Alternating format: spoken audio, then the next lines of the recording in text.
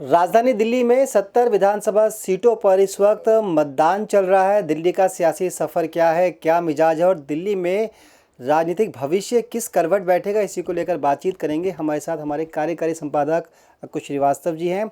जानेंगे आज खुद भी सुबह सबसे पहले वोट डाल कर आए, जो पोलिंग सेंटर है वहाँ किस तरह का माहौल है, क्या कुछ देखने को मिल रहा है। सर, स्वागत है आपका। बहुत बहुत शुक्रिया। अब आपने बता ही दिया है दर्शकों को कि मैं पहला वोटर था, तो मैं फ़ोटो दिखाना चाहूँगा वो कि मैं लगभग शायद 3 दर्जन दफ़े मैं वोट डाल चुका हूँ अपने जीवन में। उससे ज़्यादा ही डाला होगा, लेकिन अगर मोटा मोटी माना जाए 12-13 इलेक्शन में किया होगा और हर 5 साल में 3-4 बार ही वोट डाला हो तो भी उतना दफ़े हो गया होगा।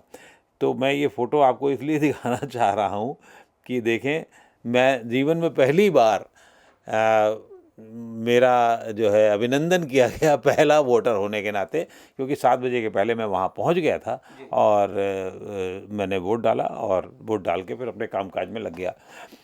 तो जहाँ तक दिल्ली में लगने की बात है, तो दिल्ली में इस बार अगर बिहारी भाषा में, या हमने अभी मनोज तिवारी का इंटरव्यू किया था तो उसने पूछा था मैंने कि दिल्ली में का बा, तो आप पूछ रहे हैं दिल्ली में का बा, तो दिल्ली में कन्फ्यूज़न बा।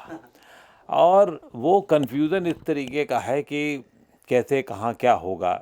बहुत सारे परम्यूटेशन कॉम्बिनेशन हैं कि कितना % वोट पड़ता है, क्या झुग्गी झोपड़ी वाला वोट परसेंटेज वैसे ही इंटैक्ट रहता है, क्या मध्य वर्ग जो है मोदी के साथ जाएगा, क्या जो अरविंद केजरीवाल जी ने जो शुरू किया था बिजली पानी और परिवहन का, वो कितना मजबूती से आज भी है। भारतीय जनता पार्टी ने भी झोली चारों तरफ से खोल दी है, तो उस झोली खुली रखने का कितना बड़ा फ़ायदा होगा। नरेंद्र मोदी नाम के सज्जन जो हैं वो कितना वोट बैंक अपनी तरफ खींचेंगे, या ये कि आज जिस तरीके से कुंभ में उनका स्नान हो रहा है और उसकी तस्वीरें चल रही हैं, उसका क्या असर होगा।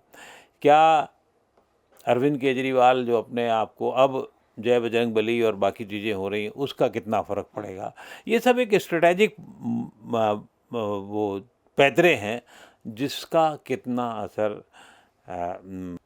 असर वोटर पे पड़ेगा। जी सर, कुछ छुटपुट खबरें भी आ रही है सीलमपुर को लेकर, ग्रेटर कैलाश को लेकर। आम आदमी पार्टी आरोप लगा रही है कि जो वोटिंग है वो उतनी स्मूथली नहीं चल पा रही है और प्रशासन पर भी कई सवाल खड़े कर दिए।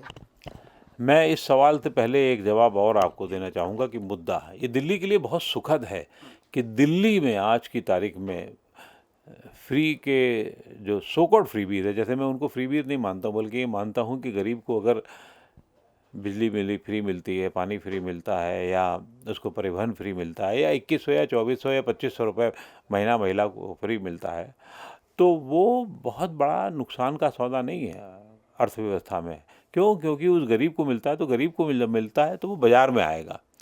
वो मनरेगा ऐसी योजनाओं से लाख दर्जे अच्छा है, क्योंकि सीधे पैसा उसके पास पहुंच रहा है, सीधे पैसा उसके पास पहुंच रहा है, तो बाज़ार में आएगा, और बाज़ार में आएगा तो अर्थव्यवस्था को हमारी मजबूत करेगा। एक तो ये मेरा मानना है। और उस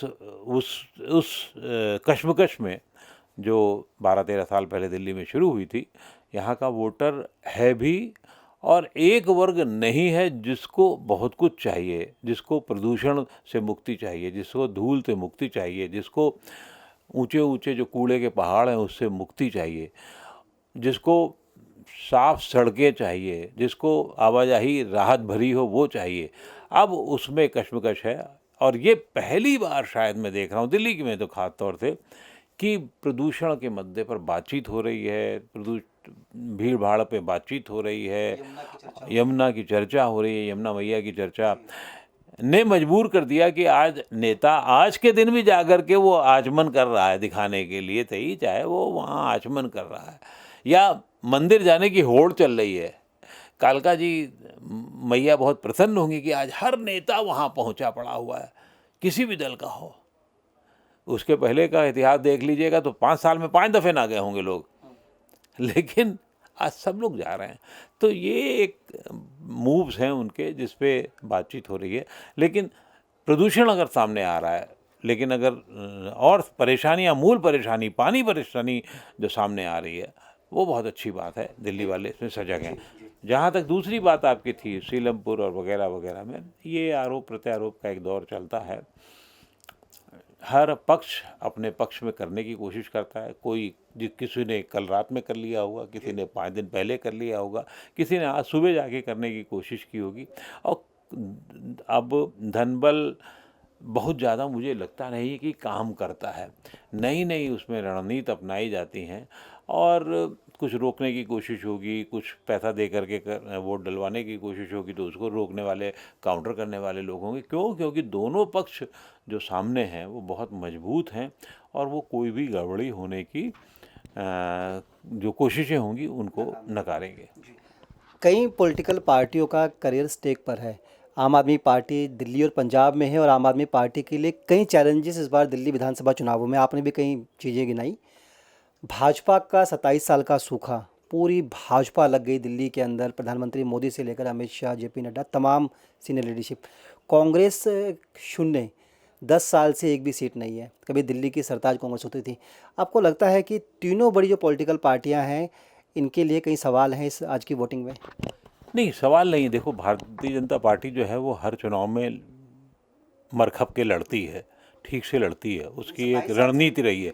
अब 27 साल का सूखा है, 5 साल बाद अगर मान लो आज भी नहीं हुआ तो 32 साल का हो जाएगा। कांग्रेस का 15 साल का सूखा है और आम आदमी पार्टी के पास चुनौती है कि 11 साल की जो सरकार हो चुकी है 3 बार की, उसको एक बार और लाया जाए। तो सबके सामने बड़ी चुनौतियां हैं और सबके सामने अलग अलग आशंकाएं, संभावनाएं हैं। भारतीय जनता पार्टी आम आदमी पार्टी की एंटी इनकम्बेंसी पे और अपनी योजनाओं पर, अपने ज़्यादा लेने देने पे काम कर रही है। आम आदमी पार्टी जो उसने किया उस पर काम कर रही है और दूसरा काउंटर कर रही है। लेकिन कांग्रेस जो काम कर रही है वो रिवाइवल ऑफ द पार्टी पे काम कर रही है और मेरी निगाह सबसे ज़्यादा उसी पर है। क्यों? क्योंकि कांग्रेस को जिस तरीके से, कांग्रेस ने अपने आप को जिस तरीके से पिछले 20-1 सालों में ख़त्म होने दिया, मैं शब्द जानबूझ के इस्तेमाल कर रहा हूँ, बहुत होशो हवास में ख़त्म कर रहा हूँ, उसने 20-22 सालों में जिस तरीके से ख़त्म होने दिया, ये अगर 11-12 साल मोदी के हटा दिए जाएं तो उसके पहले के 10 साल जो थे उसमें सोनिया गांधी और उन लोगों ने सिर्फ केंद्र में सत्ता में बने रहने के लिए अपनी ज़मीनें खोई हैं। कहाँ कहाँ?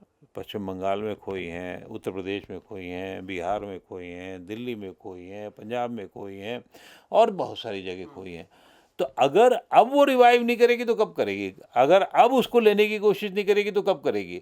और अब अगर कर रही है और कहीं थोड़ा बहुत अच्छा कर जाती है, सीटें मिलें ना मिलें, कुछ आए ना आए, लेकिन वो एक उसमें हिम्मत आएगी। जब जेब में उसके कुछ चिल्लर पड़ा होगा तभी तो वो बार्गेन दूसरे के लिए बिहार में, उत्तर प्रदेश में कर पाएगी। चिल्लर ही नहीं होगा, पैसा ही नहीं होगा, नोट तो बात की बात है, मैं तो चिल्लर कह रहा हूँ, कुछ खनक नहीं होगी जेब में, तो वो क्या यूपी बिहार में बार्गेन करेगी वो? और कांग्रेस का देश के लिए बने रहना, मजबूत रहना ज़्यादा ज़रूरी है। बाकी देश के भविष्य के लिहाज से भी और लोकतंत्र के लिए भी मुझे लगता है कि कांग्रेस का बना रहना ज़्यादा मजबूती का है। इनके पास एक सरकार है, नहीं है, बीजेपी के पास एक आ जाएगी, नहीं आ जाएगी, मेरा उससे कोई इंटरेस्ट नहीं है। एक आखिरी सवाल है सर आपसे कि आपने कांग्रेस की बात कही, कुछ लोग आकलन कर रहे हैं कि दिल्ली में ट्रायंगुलर सिचुएशन है। आप दिल्ली की और देश की नब्ज़ को समझते हैं, आपको लगता है कि ऐसा कुछ इन चुनावों में हो सकता है या दिल्ली क्लियर मैंडेट देगी? 2013 में जिस तरह से दिया, 15 में दिया, 20 में दिया। मुझे लगता है दिल्ली की जनता बहुत सूझबूझ वाली है और वो क्लियर मैंडेट देती रही है। उसमें कोई बहुत ऐसा कन्फ्यूज़न ऐसा नहीं होने जा रहा है जैसे कि आज से 3 चुनाव पहले हुआ था और उसकी वजह से फिर दोबारा चुनाव हुए। अब की से दिल्ली की जनता एक मुश्त होगी, वो किसी तरफ भी जाए लेकिन होगी, एक तरफ जाएगी। बहुत कड़ा मुकाबला है और कम से कम देखने में तो ये लगता हो सकता है कि किसी को चौथी बार मौका मिल जाए और किसी को, जो आपने कहा कि उसका सूखा है, वो हो जाए। लेकिन मुकाबला बहुत कड़ा है और समझ में नहीं आ रहा, इसीलिए दिल्ली में कोई आरोप प्रत्यारोप के दौर बढ़ गए हैं। शाम तक कुछ और दौर शुरू हो जाएंगे कि साहब ये खराब था, वो खराब था, वो भी होगा।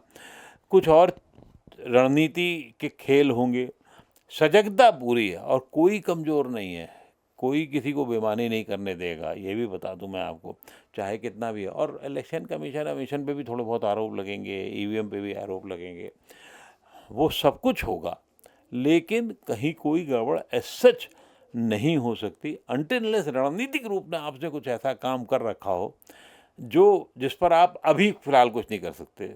आज राहुल गांधी कह रहे हैं कि महाराष्ट्र में एक बिल्डिंग में 5,000 वोटर कर गए आ गए।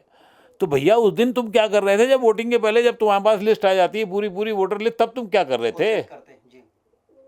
तब करना चाहिए ना। अब तो आप कुछ नहीं कर सकते हो।